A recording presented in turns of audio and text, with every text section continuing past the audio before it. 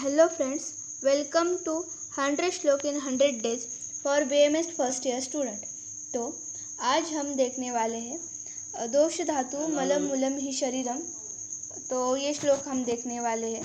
ये श्लोक बहुत ही इम्पोर्टेंट है, इसलिए मैं इसका फुल टू एक्सप्लेनेशन देने वाली हूँ, क्योंकि मतलब ये श्लोक पेपर में मतलब आ जाता है और वो बोलते हैं कि इसका रेफरेंस दो, मतलब किसका है और इसका एक्सप्लेनेशन दो। तो इसका मैं पूरा आज इस वीडियो में आपको बताने वाली हूँ। तो ये वीडियो आप लास्ट तक ज़रूर देखिएगा, क्योंकि इस मतलब 5 मार्क्स का क्वेश्चन भी आ सकता है, इसीलिए। ओके, तो चलो ये श्लोक हम करते, ओके, प्रिपेयर करते। तो क्या है, सबसे पहले इसका प्रोनाउंसिएशन, दोष धातु मल मूलम ही शरीरम। तो किसका श्लोक है? सुश्रुत सूत्र स्थान का श्लोक है। मतलब ये जो है, ये लाइन ये बहुत ही इम्पोर्टेंट है। अगर आपने खाली मतलब इसका एक्सप्लेनेशन ध्यान में नहीं रखा, खाली ये लाइंस भी ध्यान में रखी कि सूत्र स्थान का है सुश्रुत संहिता का, और 15/3, अगर ये भी आप ध्यान में रखोगे तो आपको मतलब 2 से 3 मार्क्स मिल ही जाएंगे। और इसका एक्सप्लेनेशन भी कोई ज़्यादा डिफ़िकल्ट नहीं है, आप इजीली इसको ध्यान में रख सकते हो। तो चलो हम देख लेते हैं। तो लेट्स बिगिन द व्हिडिओ।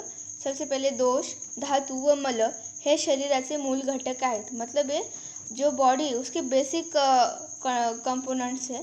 तो शरीर हे 3 दोष 7 धातु व 3 मल यापासून उत्पन्न झालेले आहे। मतलब क्या कि शरीर जो है तो उसमें 3 दोष रहते हैं। कौन कौन से? त्रिदोष, जैसे कि वात पित्त कफ। और उसके बाद है 7 धातु। 7 धातु कौन? रसांशुक मांस मेद अस्थि मज्जा शुक्राणी धातवा। मतलब क्या? रस, रक्त, मांस, मेद, अस्थि, मज्जा, शुक्र, ये 7 दोष 7 धातु है। उसके बाद है 3 मल। कौन कौन से? मूत्र, पुरुष और स्वेद। ओके, तो इतना हमारा हो गया।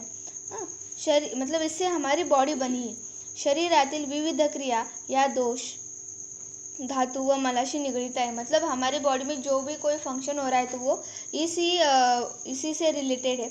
ही क्रियात्मक मूल तत्वे असल्याने त्यांना शरीर रूपी वृक्षाचे पोषण वर्धन करणाऱ्या मुळांची, मतलब जैसे रूट्स पूरे फल की मतलब न्यूट्रिशन देता है, पेड़ को न्यूट्रिशन देता है।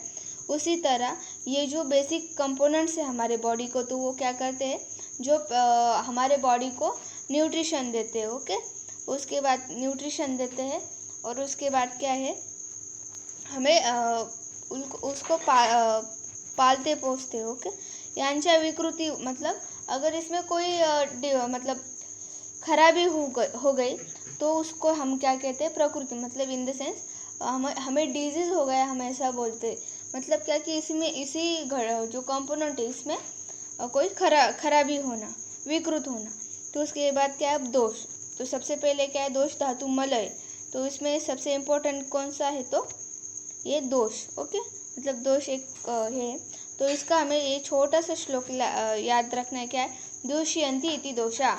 मतलब क्या? कालादि कारण मिथ्या आहार। मतलब क्या कि अगर इन्वायरमेंट खराब है, उसके बाद क्या? मिथ्या आहार, मतलब कि जो लेना नहीं चाहिए हमारे बॉडी के लिए, अनहेल्दी, वो विहार मतलब घूमना वगैरह, तो शरीराला दूषित करतात, त्यांना दोष म्हणतात। मतलब अगर हम इससे क्या होगा कि हमारे जो बॉडी के त्रिदोष तो वो खराब हो जाएंगे, इम्बैलेंस हो जाएंगे। तो उसको हम क्या बोलते हैं? दोष बोलते हैं। जो शरीर को दूषित करते हैं वो क्या है? तो दोष है। शरीरात वात पित्त कफ है 3 दोष है, जैसे कि मैंने आपको पहले ही बताया। उसके बाद क्या है? धातु। धातु मतलब क्या? धारणात धातवा। क्या? धारणात धातवा। जो शरीर को धारण करते वह क्या है? धातु आहे। अशा शरीरातील भावविशेषांना धातु असे म्हणतात। ओके, तो जैसे कि मैंने बताया, रस, रक्त, मांस, मेद, अस्थि, मज्जा, शुक्र, ये 7 धातु है। उसके बाद क्या है? हे धातु दोषांमुळे दूषित होत असल्याने, मतलब जो वात पित्त कफ है तो वो क्या करते हैं? ये जो सप्त धातु है उनको खराब कर देते, मतलब उनमें कुछ बिगाड़ कर देते हैं। हे धातु दोषांमुळे दूषित होत असल्याने यांना दूष्य म्हणतात। मतलब जो दूसरों से दूषित हो तो वो क्या है? दूष्य। जैसे कि जैसे कि जो खराब बच्चा है, मतलब एक खराब बच्चा है, शैतान बच्चा, तो वो क्या है, दोष है, मतलब वो दूसरों को बिगाड़ रहा है, तो वो क्या है, दोष है। लेकिन जो बच्चा बिगड़ रहा है तो वो क्या है, दुष्य है। ओके, मतलब वो अच्छा बच्चा रहेगा, बराबर। तो जो बुरा बच्चा है तो वो क्या होगा, दोष होगा। और जो अच्छा बच्चा है तो वो क्या है, दुष्य है, क्योंकि वो जो बुरा बच्चा है वो अच्छे बच्चे को बिगाड़ रहा है, ऐसे। ओके, तो उसके बाद क्या है, मल। ओके, तो मल का हम देखने वाले। तो मल जो है उसको क्या आहे, मलिनीकरणात मल, जे शरीराला मलिन करतात त्यांना मल असे म्हणतात। मतलब जो हमारे शरीर को हे कर देते तो वो क्या है, मल है। ओके, उसके बाद क्या है, शरीरात मूत्र पुरुष श्वेत, मतलब हमारे शरीर में जो गंदगी निर्माण करते हैं उसको हम क्या बोलते हैं, मल बोलते हैं। तो जैसे कि मैंने बताया, पुरुष, मूत्र और श्वेत क्या है, 3 मल है। मल शरीरात फार काळ राहिल्यास शरीराला हानिकारक ठरतात। ओके, उसके बाद क्या, दोष, धातू व मल या 3 भावविशेषांवर शरीराची उत्पत्ती झाली, स्थिती व लय अवलंबून असते। या 3 भावविषय दोष श्रेष्ठ आहे। ओके, मतलब ये जो 3 है, तो इसमें भी सबसे इम्पोर्टेंट क्या है, दोष है, मतलब दोष इम्पोर्टेंट है, जैसे कि मैंने पहले आपको बताया। ओके, उसके बाद क्या है, उत्पत्ती तसेच विकृती या दोन्हीत दोषांचा सहभाग असतो।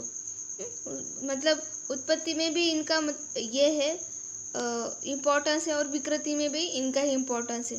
तसेच शरीरातील सर्व व्यापार, क्रिया, दोष धातू या मलांवरच अवलंबून असल्याने दोष, धातु, मल, मूल ही शरीर, मतलब क्या कि ये जो 3 कंपोनेंट्स है तो इसी के ऊपर पूरी बॉडी बेस है। तो इसलिए हम क्या बोलते हैं, दोष, धातु, मल, मूलम ही शरीरम, मतलब यही क्या है, हमारी बॉडी। तो आई होप आपको ये सीरीज़, मतलब ये श्लोक आपको समझ में आया होगा। आज का श्लोक आपको ये श्लोक लर्न करना ही करना है, और बहुत ही इजी है लर्न करने को। तो आई होप आपको ये वीडियो पसंद आए होगी। तो ऐसी सीरीज़ को फॉलो करने के लिए चैनल को सब्सक्राइब कीजिए, वीडियो को लाइक कीजिए। Thank you.